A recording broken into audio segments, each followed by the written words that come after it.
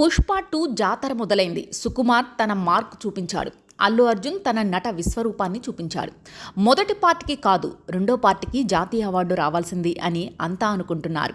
ఆ రేంజ్లో బన్నీ నటన ఇరగదీసేశాడు. మరి ఈసారి కూడా జాతీయ అవార్డు వస్తుందా లేదా అన్నది చూడాలి. థియేటర్ల వద్ద మాత్రం పుష్ప హంగామా ఓ రేంజ్లో ఉంది. చాలా చోట్ల అవాంఛనీయ ఘటనలు జరిగాయి. నార్త్ సౌత్ అన్న తేడా లేకుండా అన్ని చోట్ల బన్నీ హవానే కొనసాగుతోంది. బన్నీ ఫ్యాన్స్ అయితే ఇప్పుడు కాలర్ ఎగరేసే మూమెంట్ అని చెప్పుకోవచ్చు. బన్నీ ఫ్యాన్స్ని మిగతా హీరోల అభిమానులు ఎక్కువగా ట్రోలింగ్ చేస్తుంటారు.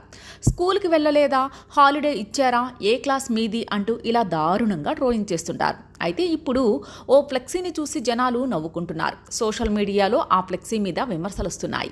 ఆ ఫ్లెక్సీలో బన్నీకి కొత్త ట్యాగ్ ఇచ్చారు సదరు అభిమానులు. వారికి తెలిసి అలా అన్నారా, తెలియక అలా అన్నారా అన్నది అర్థం కావటం లేదు.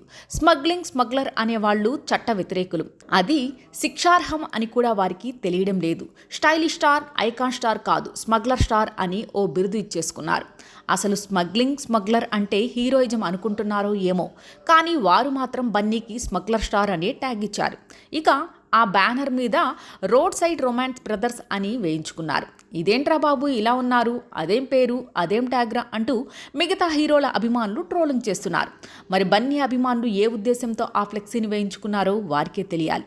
పుష్ప 2 ప్రీమియర్లకు మంచి రెస్పాన్స్ అయితే దక్కింది.